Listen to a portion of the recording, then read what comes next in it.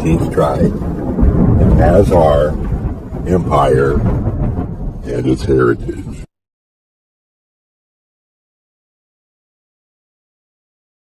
On the evidence quoted in previous chapters, one can easily understand why Polish historians, who are, after all, closest to the sources, are in agreement that in earlier times, the main bulk of the Jewish population originated from the Khazar country. One might even be tempted to overstate the case by claiming, as Kuchera does, that Eastern Jewry was 100% of Khazar origin. Such a claim might be tenable if the ill-fated French Rhinish community were the only rival in the search for paternity. But in the later Middle Ages, things became more complicated by the rise and fall of Jewish settlements all over the territories of the former Austro-Hungarian monarchy and the Balkans.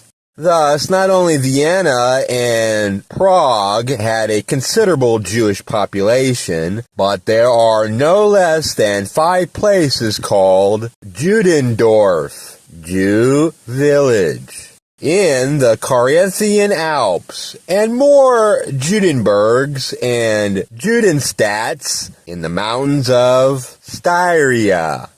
By the end of the 15th century, the Jews were expelled from both provinces and went to Italy, Poland, and Hungary. But where did they originally come from? Certainly not from the West. As Maises put it in his survey of the scattered communities. During the High Middle Ages, we thus find in the East a chain of settlements stretching from Bavaria to Persia, the Caucasus, Asia Minor, and Byzantium. But westward from Bavaria, there is a gap through the whole length of Germany. Just how this immigration of Jews into the Alpine regions came about, we do not know. But without doubt, the 3 great reservoirs of Jews from late antiquity played their part: Italy, Byzantium, and Persia. The missing link in this enumeration is, once again, Khazaria, which, as we have seen earlier on, served as a receptacle and transit station for Jews immigrating from Byzantium and the Caliphate. Maises has acquired great merit in refuting the legend of the Rhinish origin of Eastern Jewry, but he too knew little of Khazar history and was unaware of its demographic importance. However, he may have been right in suggesting an Italian component among the immigrants to Austria. Italy was not only quasi-saturated with Jews since Roman times, but, like Khazaria, also received its share of immigrants from Byzantium. So here we might have a trickle of genuine Jews of Semitic origin into Eastern Europe. Yet it could not have been more than a trickle, for there is no trace in the records of any substantial immigration of Italian Jews into Austria. Whereas there is plenty of evidence of a reverse migration of Jews into Italy after their expulsion from the Alpine provinces at the end of the 15th century. Details like this tend to blur the picture and make one wish that the Jews had gone to Poland on board the Mayflower, with all the records neatly kept. Yet the broad outlines of the migratory process are nevertheless discernible. The Alpine settlements were in all likelihood westerly offshoots of the general Khazar migration towards Poland. which was spread over several centuries and followed several different routes through the Ukraine, the Slavic regions north of Hungary, perhaps also through the Balkans. A Romanian legend tells of an invasion, the date unknown, of armed Jews into that country. There is another very curious legend relating to the history of Austrian Jewry. It was launched by Christian chroniclers in the Middle Ages, but was repeated in all seriousness by historians as late as the beginning of the 18th century. In pre-Christian days, as the legend goes, the Austrian provinces were ruled by a succession of Jewish princes. The Austrian Chronicle, compiled by a Viennese scribe in the reign of Albert III, 1350 through 1395, contained a list of no less than 22 such Jewish princes, who are said to have succeeded each other. The list gives not only their alleged names, some of which have a distinctly Ural Altaian ring, but also the length of their rule and the place where they are buried. Thus, Sinan ruled 45 years, buried at the Stubentor in Vienna. Zipan, 43 years, buried in Tullin, and so on, including names like Lapton, Ma'alon, Raptan, Rabban, Ephra, Samek, etc. After these Jews came 5 pagan princes, followed by Christian rulers.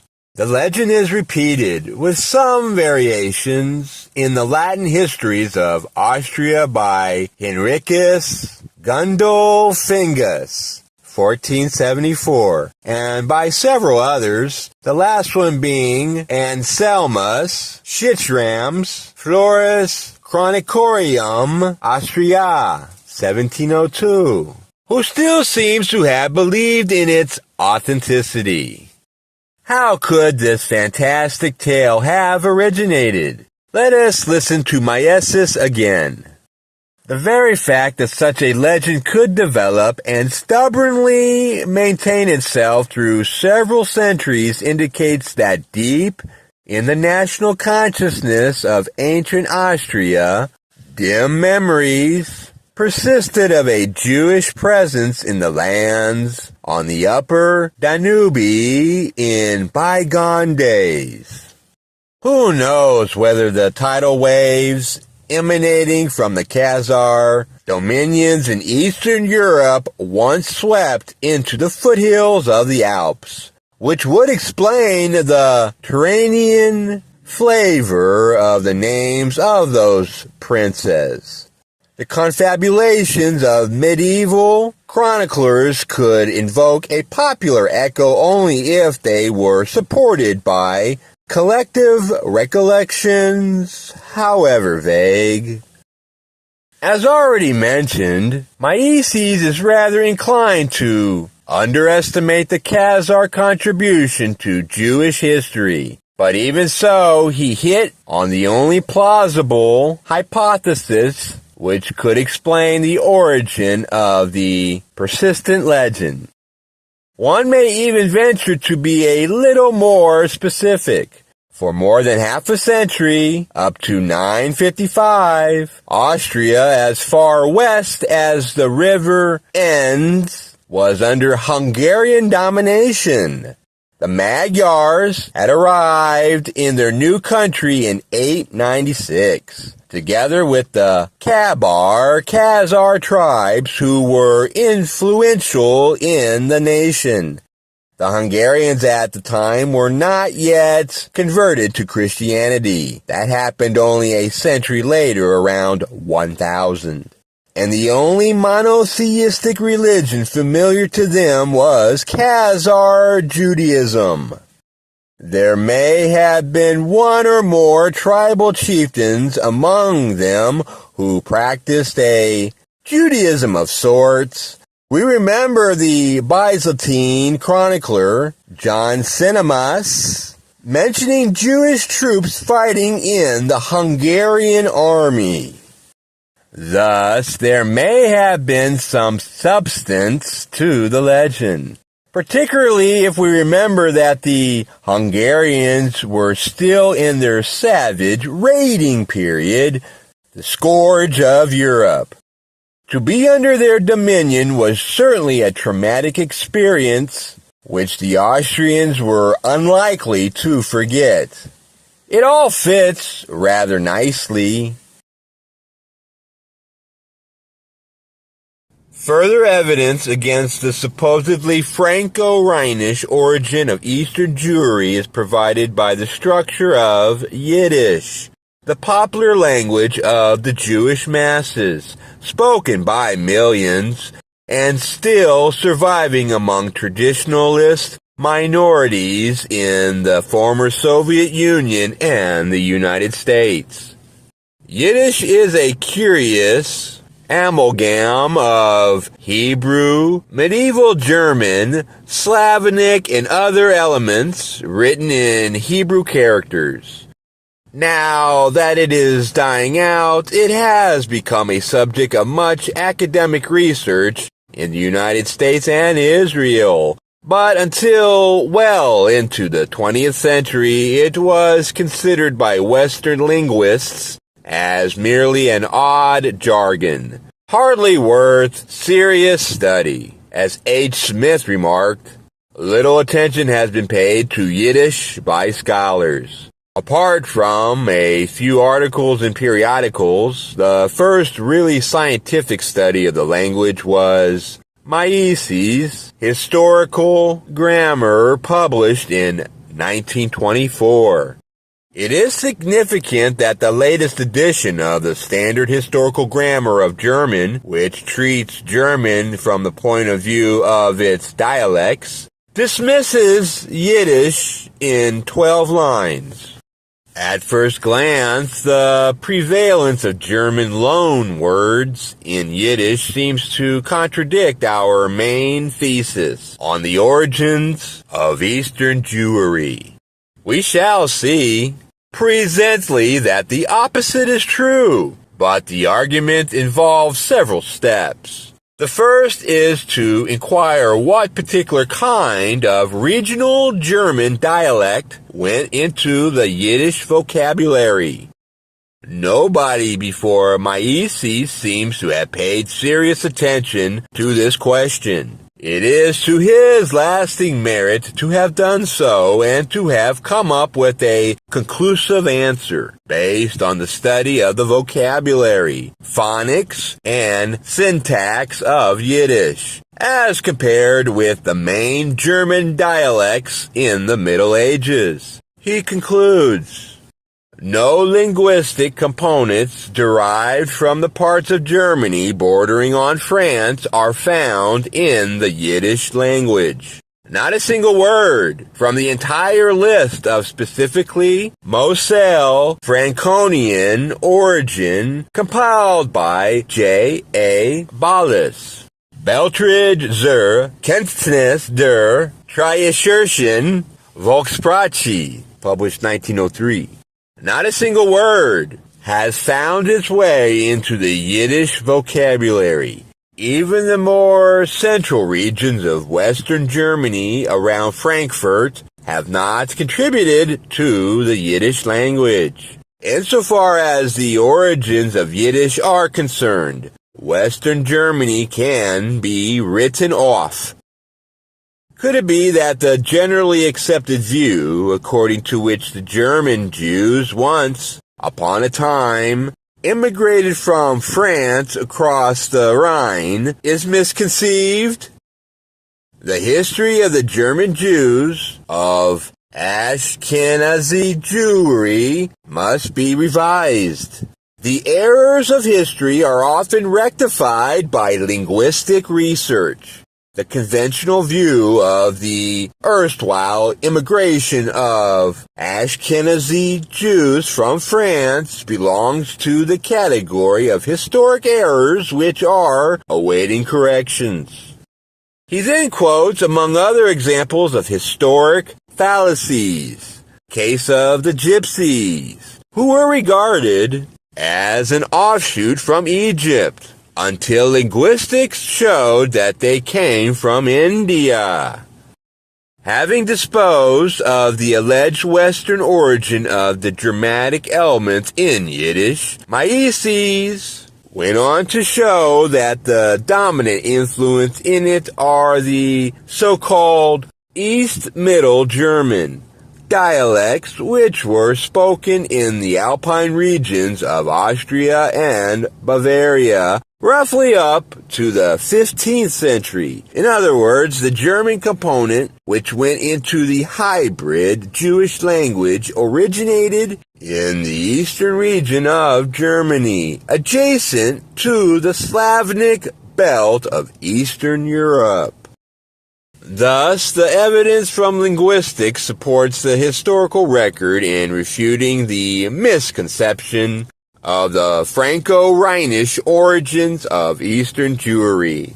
But this negative evidence does not answer the question how an East Middle German dialect combined with Hebrew and Slavonic elements became the common language of the Eastern Jewry, the majority of which we assume to have been of Khazar origin.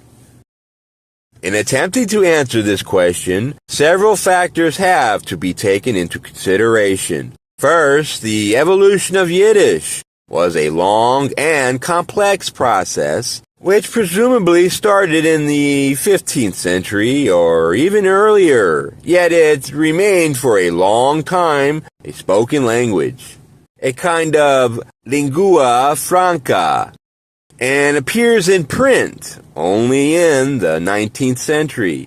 Before that, it had no established grammar, and it was left to the individual to introduce foreign words as he desires. There is no established form of pronunciation or spelling. The chaos in spelling may be illustrated by the rules laid down by the Judici Volksbibliothek. 1. Write as you speak. 2. Write so that both Polish and Lithuanian Jews may understand you. And 3. Spell differently words of the same sound which have a different signification. Thus, Yiddish grew through the centuries by a kind of untrammeled proliferation, avidly absorbing from its social environment such words, phrases, idiomatic expressions as best served its purpose as a lingua franca. But the culturally and socially dominant element in the environment of medieval Poland were the Germans. They alone, among the immigrant populations, were economically and intellectually more influential than the Jews. We have seen that from the earlier days of the Piast dynasty, and particularly under Casimir the Great, everything was done to attract immigrants to colonize the land and build modern cities. Casimir was said to have found a country of wood and left a country of stone. But these new cities of stone, such as Krakow or Lemberg, Lwów, were built and ruled by German immigrants living under the so-called Magdeburg Law. Example, enjoying a high degree of municipal self-government. Altogether, not less than 4 million Germans are said to have immigrated into Poland, providing it with an urban middle class that it had not possessed before.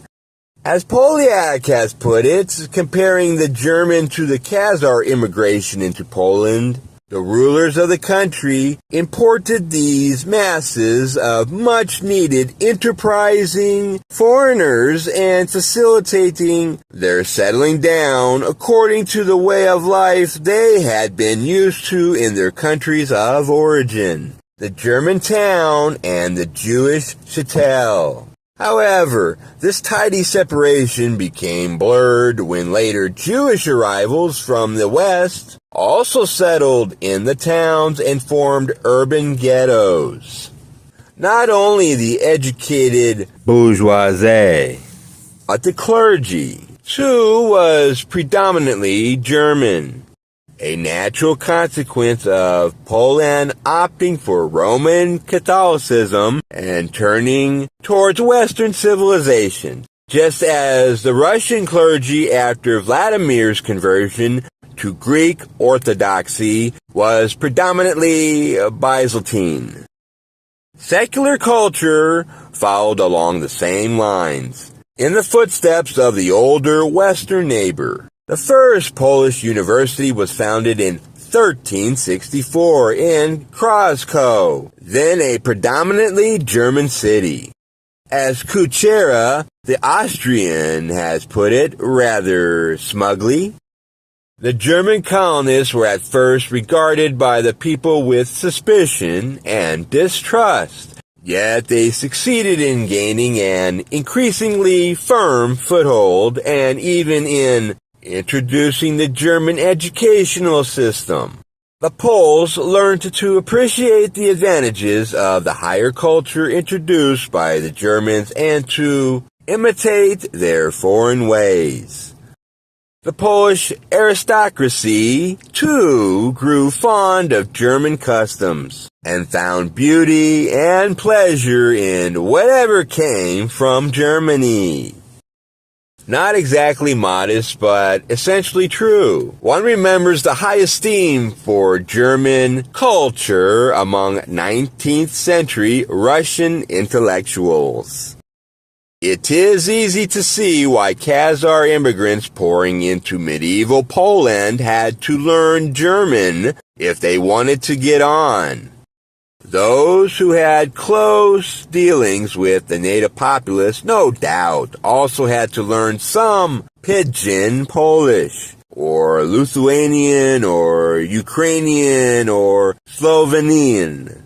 German, however, was a prime necessity in any contact with its towns. But there was also the synagogue and the study of the Hebrew Torah. One can visualize a chattel craftsman, a cobbler perhaps, or a timber merchant speaking broken German to his clients, broken Polish to the serfs on the estates next door, and at home mixing the most expressive bits of both with Hebrew into a kind of intimate, private language. How this hodgepodge became communalized and standardized to the extent to which it did is any linguistic's guess, but at least one can discern some further factors which facilitate the process. Among the later immigrants to Poland, there were also, as we have seen, a certain number of real Jews from the Alpine countries, Bohemia, and Eastern Germany. Even if their numbers were relatively small, these German-speaking Jews were superior in culture and learning to the Khazars, just as the German Gentiles were culturally superior to the Poles, and just as the Catholic clergy was German, so the Jewish rabbis from the West were a powerful factor in the Germanization of the Khazars, whose Judaism was fervent but primitive.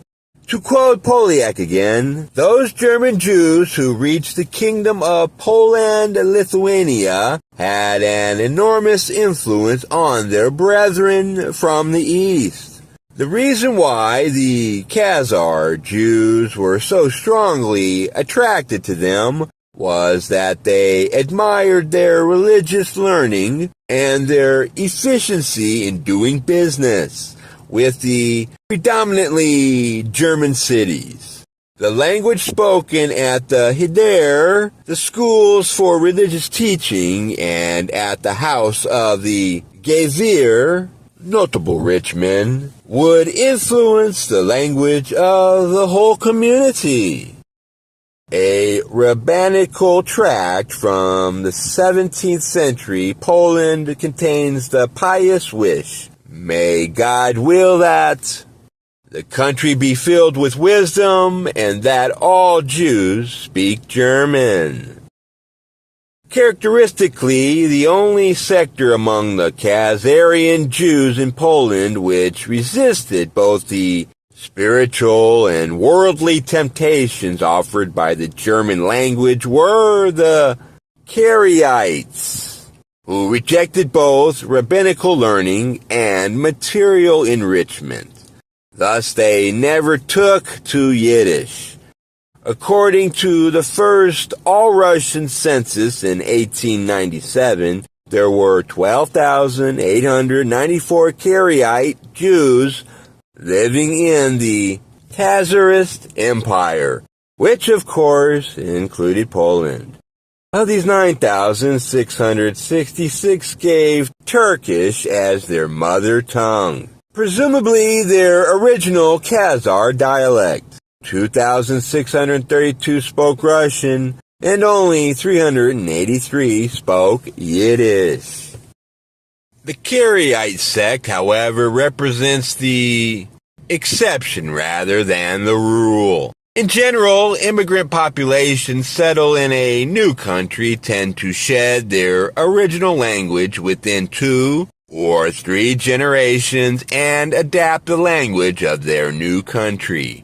The American grandchildren of immigrants from Eastern Europe never learn to speak Polish or Ukrainian, and find the jabberwocky of their grandparents rather comic. It is difficult to see how historians could ignore the evidence for the Khazar migration into Poland on the grounds that more than half a millennium later they speak a different language. Incidentally, the descendants of the biblical tribes are the classic example of linguistic adaptability. First, they spoke Hebrew in the Babylonian exile, Chaldean at the time of Jesus, Aramaic in Alexandria, Greek in Spain, Arabic, but later Ladino, a Spanish-Hebrew mixture, written in Hebrew characters, the Sephardia equivalent of Yiddish, and so it goes on. They preserved their religious identity, but changed languages at their convenience. The Khazars were not descendants from the tribes, but, as we have seen, they shared a certain cosmopolitanism and other social characteristics with their co-religionists. Polyak has proposed an additional hypothesis concerning the early origins of Yiddish, which deserves to be mentioned, though it is rather problematical. He thinks that the shape of early Yiddish emerged in the Gothic regions of the Khazar Crimea. In those regions, the conditions of life were bound to bring about a combination of Germanic and Hebrew elements hundreds of years before the foundation of the settlements in the kingdoms of Poland and Lithuania. Polyak quotes as indirect evidence a certain Joseph Barbaro of Venice, who lived in Tana, an Italian merchant colony on the Don estuary, from 1436 to 1452, and who wrote that his German servant could converse with a Goth from the Crimea just as a Florentine could understand the language of an Italian from Genoa. As a matter of fact, the Gothic language survived in the Crimea, and apparently nowhere else, at least to the middle of the 16th century.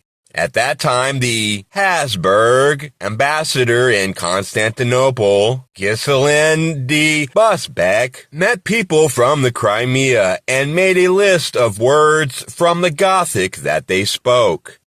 This Busbecq must have been a remarkable man, for it was he who first introduced the lilac and tulip from the Levant to Europe. Polyak considers this vocabulary to be close to the Middle High German elements found in Yiddish. He thinks the Crimean Goths kept contact with Germanic tribes and that their language was influenced by them. Whatever one may think of it, it is a hypothesis worth the linguist's attention.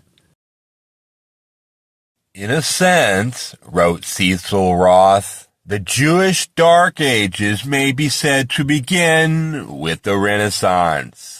Earlier on, there had been massacres and other forms of persecution during the Crusades, the Black Death, and under other pretexts. But these had been lawless outbreaks of mass violence, actively opposed or passively tolerated by the authorities. From the beginnings of the Counter-Reformation, however, the Jews were legally degraded to not quite human status, in many respects comparable to the untouchables in the Hindu caste system.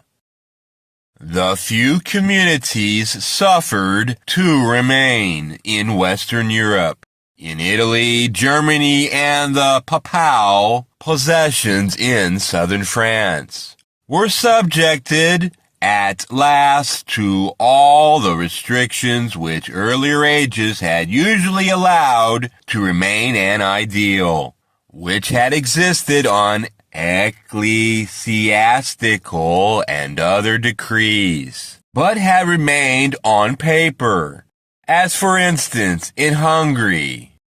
Now, however, these ideal ordinances were ruthlessly enforced. Residential segregation, sexual apartheid, exclusion from all respected positions and occupations, wearing of distinctive clothes, yellow badge, and conical headgear. In 1555, Pope Paul IV, in his bull, Cum Nimis Absurdum, insisted on the strict and consistent enforcement of earlier edicts, confining Jews to closed ghettos. A year later, the Jews of Rome were forcibly transferred. All Catholic countries, where Jews still enjoyed relative freedom of movement, had to follow the example. In Poland, the honeymoon period, inaugurated by Casimir the Great, had lasted longer than elsewhere, but by the end of the 16th century, it had run its course. The Jewish communities, now confined to shtetl and ghetto, became overcrowded, and the refugees from the Cossack massacres in the Ukrainian villages under Chmelniki led to a rapid deterioration of the housing situation and economic conditions. The result was a new wave of massive immigration into Hungary, Bohemia, Romania, and Germany, where the Jews, who had all but vanished with the Black Death, were still thinly spread. Thus, the great trek to the west was resumed, It was to continue through nearly 3 centuries until the Second WW, and became the principal source of the existing Jewish communities in Europe, the United States, and Israel, where its rate of flow slackened. The pogroms of the 19th century provided a new impetus. The Second Western Movement, writes Roth, dating the first from the destruction of Jerusalem, which continued into the 20th century, may be said to begin with the deadly Chmielnicki massacres of 1648 through 9 in Poland. The evidence quoted in previous chapters adds up to a strong case in favor of those modern historians, where Austrian, Israeli, or Polish, who, independently from each other, have argued that the bulk of modern Jewry is not of Palestinian, but of Caucasian origin. The mainstream of Jewish migration did not flow from the Mediterranean across France and Germany to the east and then back again. The stream moved in a constantly westerly direction, from the Caucasus through the Ukraine into Poland, and thence into Central Europe. When that unprecedented mass settlement in Poland came into being, there were simply not enough Jews around in the West to account for it, while in the East a whole nation was on the move to new frontiers. It would, of course, be foolish to deny that Jews of different origin also contributed to the existing Jewish world community. The numerical ratio of the Khazar to the Semitic and other contributions is impossible to establish. But the cumulative evidence makes one inclined to agree with the consensus of Polish historians that, in earlier times, the main bulk originated from the Khazar country, and that, accordingly, the Khazar contribution to the genetic makeup of the Jews must be substantial, and, in all likelihood, dominant. Next, Chapter 8, Race and Myth.